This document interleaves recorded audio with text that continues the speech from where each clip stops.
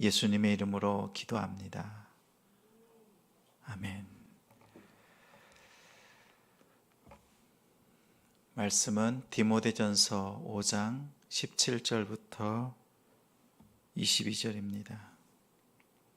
디모데전서 5장 17절부터 22절, 신약 340쪽입니다.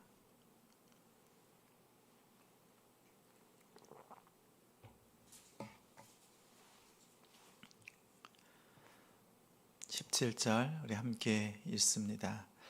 잘 다스리는 장로들은 배나 존경할 자로 알되 말씀과 가르침에 수고하는 이들에게는 더욱 그리할 것이니라. 성경에 일렀으되 곡식을 밟아 떠는 소의 입에 망을 씌우지 말라 하였고, 또 일꾼이 그 삭슬 밟는 것은 마땅하다 하였느니라. 장로에 대한 고발은 두세 증인이 없으면 받지 말 것이요, 범죄한 자들은 모든 사람 앞에서 꾸짖어 나머지 사람들로 두려워하게 하라. 하나님과 그리스도 예수와 택하심을 받은 천사들 앞에서 내가 엄히 명하노니, 너는 편견이 없이 이것들을 지켜 아무 일도 불공평하게 하지 말며 아무에게나 경솔히 안수하지 말고 다른 사람의 죄에 간섭하지 말며 내 자신을 지켜 정결하게 하라. 존경하는 마음으로 신중하고 공정하게 라는 제목으로 말씀 전합니다.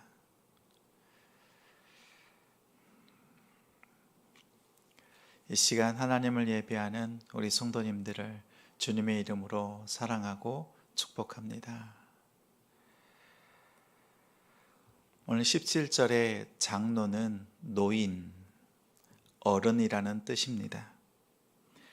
공동체의 지도자의 의미로 확장되었습니다. 교회는 장로를 존경하고 또한 재정적인 지원을 할 대상으로 말씀합니다. 우리 교회는 대한예수교 장로회 소속입니다. 장로는 두 가지가 있습니다. 다스리는 장로, 가르치는 장로. 장로님들이 다스리는 곳이 우리 대한예수교 장로회입니다. 장로님들 중에서 첫 번째, 먼저는 성도와 교회를 돌아보고 섬기며 다스리는 장로입니다. 오늘날 우리가 장로님이라고 부르는 장로입니다. 다음은 말씀으로 가르치고 섬기는 장로가 있습니다. 오늘날 목사님이라고 부릅니다. 모두 장로님들이지만 편의상 장로님과 목사님으로 구분해서 부릅니다. 일반적으로 부르는 장로님들에 대해서는 살해하지 않습니다. 말씀을 가르치는 목사님들에게 일정한 사례로 섬깁니다. 사례란 말이나 행동, 물품으로서 감사를 표현하는 행동입니다. 말씀으로 가르치는 우리 목사님들에게 월급 개념과는 다르지만 정기적으로 일정한 사례를 들여서 섬깁니다. 17절, 18절에 자기 책임을 다하는 장로는 2배로 존경하라. 또한 말씀으로 가르치고 수고하는 장로, 즉 목사님께 대해서는 더욱 그렇게 하라라고 당부합니다. 말씀을 전하고 가르친다는 것은 성경을 연구하고 조사하고 해석해서 교육하고 설교하는 것만을 의미하지 않습니다. 성도들의 마음과 삶의 변화를 살피고 영혼을 구원하는 모든 일들을 전력을 다해서 섬기는 것입니다. 말씀을 온전히 이해하고 삶으로 먼저 살아내고 성도들의 영혼을 책임지는 자리가 장로의 역할, 또한 목사님의 역할입니다. 성도의 영과 육, 이 부분에 대해서 책임지는 역할이기 때문에 더욱 존경하고 또 섬김이 필요한 자리입니다. 갈라디아서 6장 6절에 가르침을 받는 자는 말씀을 가르치는 자와 좋은 것을 같이 하라 당부합니다. 목사님과 장로는 부모와 같은 역할입니다. 자녀가 아프면 부모가 같이 아프듯이 성도가 아프면 같이 아픕니다. 또한 자녀가 기쁘면 부모의 마음이 기쁘듯이 성도가 기쁘면 목사님과 장로님들은 같이 기뻐합니다. 이처럼 예수 그리스도 안에서 누리는 은혜와 삶의 기쁨을 지도자들과 함께, 목사님들과 함께 나누는 슬기로운 신앙생활이 필요합니다. 이러한 믿음의 교제와 또한 말씀으로 가르치고 나누며 다스리는 아름다운 믿음의 교제가 있기를 주님의 이름으로 축원합니다. 오늘 19절, 20절에는 한 가지 당부합니다. 장로라 할지라도 잘못한 일이 있으면 징계가 있어야 합니다. 징계는 회복을 위해서 주는 과정입니다. 다만 그 징계를 신중하라고 당부합니다. 당시에 교회 안에 거짓 교사들, 무리짓는 자들이 있었던 것 같습니다. 그들로 인해서 교회가 혼란스러웠고 갖은 시비와 음모로 인해서 교회의 지도자들을 헐뜯는 상황이었습니다.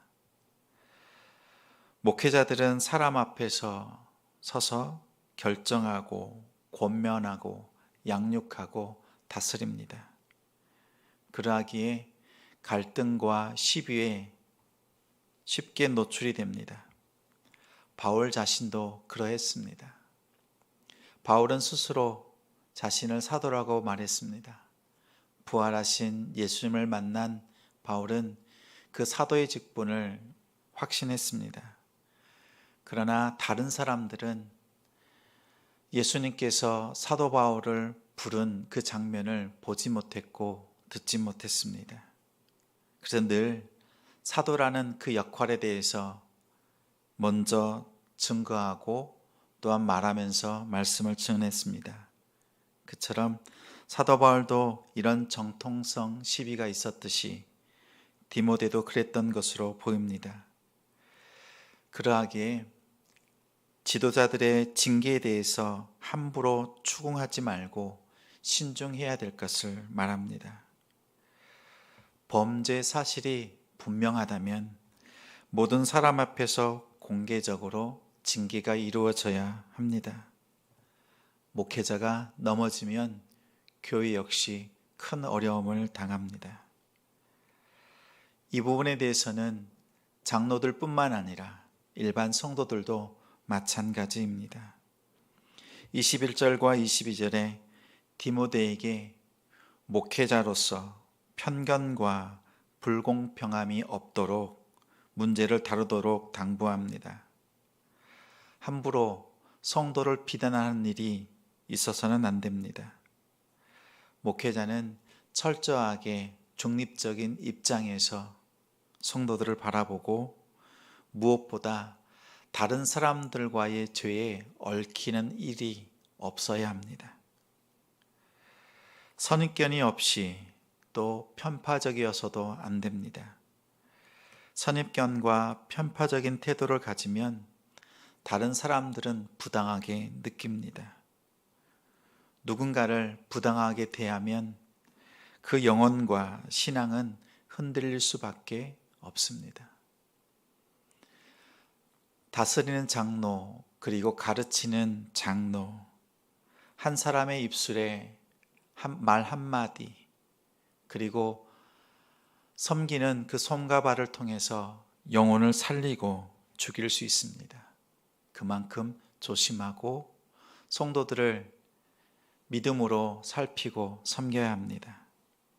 성도들은 그러한 장로님들을 존경하고 또한 섬길 수 있는 그러한 교회가 되어야 합니다. 가장 중요한 천하보다 소중한 영혼을 섬기는 일에 하나님께서 주시는 말씀을 따라 말씀의 아름다운 열매를 맺는 우리 남동탄 지성교회가 되길 주님의 이름으로 축원합니다.